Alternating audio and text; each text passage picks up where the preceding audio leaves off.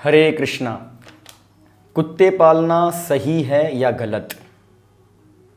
आपके प्रश्न जो भी आते हैं आप चैट बॉक्स में डालिए। कुछ ब्रीफ आपसे कुछ हम शेयर करेंगे और इसे आप ध्यान से सुनिए टिल एंड। यहाँ पर सही और गलत की जब हम बात करते हैं, पहले हमें जानना है कि वास्तविकता क्या है।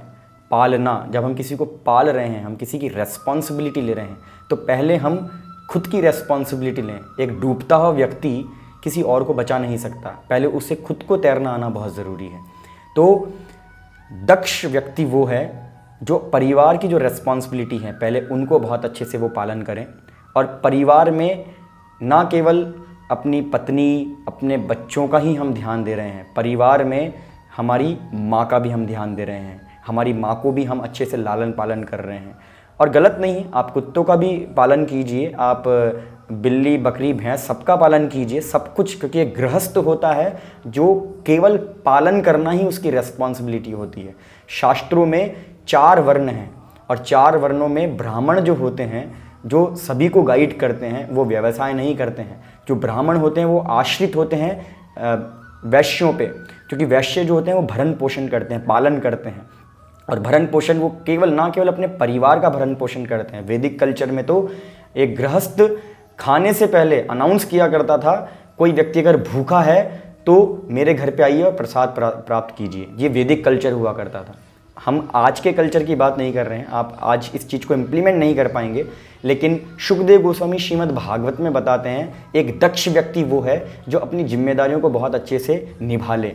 क्या उसको पालन करना है वो बहुत अच्छे से निभा ले, और परिवार के जो लोग हैं पहले उनको बहुत अच्छे से पालन कर लें। अब आते हैं परिवार के लोग कौन कौन हैं। तो परिवार के लोग में ना केवल आपकी पत्नी है, ना केवल बच्चे हैं, बल्कि आपकी माँ भी है जिसने आपको जन्म दिया है। ऐसे 7 माएँ हैं। एक माँ ने जिसको आपको जन्म दिया है, एक माँ जो आपको पाली हैं, और एक धरती माँ है जिसने आपको खाना खिलाया है, अन्न दिया है, अन्नपूर्ण आपको भोजन दिया है। इस धरती को भी आप मेंटेन करें घर में। अगर आपके लैंड है तो अच्छे से आप गार्डनिंग कीजिए, तुलसी महारानी ग्रो कीजिए, ये बहुत अच्छा कार्य है। आप ये रेस्पॉन्सिबिलिटी लीजिए। उसके बाद आप कुत्ते भी लेकर आइए, बट बाद में। पहले आप ये जिम्मेदारियाँ कीजिए, घर की और जिम्मेदारी को बहुत अच्छे से कीजिए।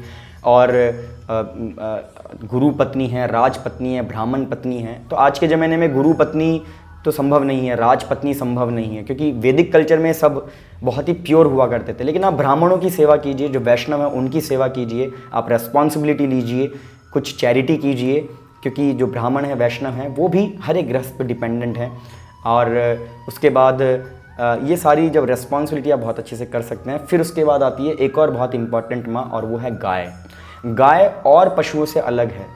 क्यों? क्योंकि स्वयं भगवान कृष्ण ने कहा है गाय और ब्राह्मण सबसे प्रिय हैं भगवान को। तो हर एक गृहस्थ को कृषि गोरक्ष्य वाणिज्यम, आप पहले गाय को अच्छे से पालिए, गाय को पालिए, साथ में कुत्ते भी लाइए, बकरी भी लाइए, भैंस भी लाइए, बैल भी लाइए, सब लेकर आइए, लेकिन फर्स्ट रेस्पॉन्सिबिलिटी आप गाय का पालन कीजिए। तो यहाँ पे सही और गलत कुछ नहीं है, क्योंकि जो एक वैष्णव होता है, एक गृहस्थ होता है, एक आइडियल गृहस्थ होता है, वो सभी के लिए समान भाव रखता है। लेकिन वही मैंने आपको कहा, पहले खुद का उद्धार, फिर दूसरों का उद्धार। पहले आपसे जुड़े जो लोग हैं, पहले आप उनकी रेस्पॉन्सिबिलिटी लीजिए, फिर उसके बाद आप समाज के जो कुत्ते हैं उनको भी घर पे लेकर आइए, उनको भी खाना दीजिए, और फिर आप NGO खोलिए कुत्तों के लिए। कोई प्रॉब्लम नहीं है, सभी के लिए सेवा करनी है, लेकिन ड्यू रेस्पेक्ट, प्रायोरिटीज़ कहाँ पर कितनी हैं वो आपको विचार करना है। हरे कृष्णा।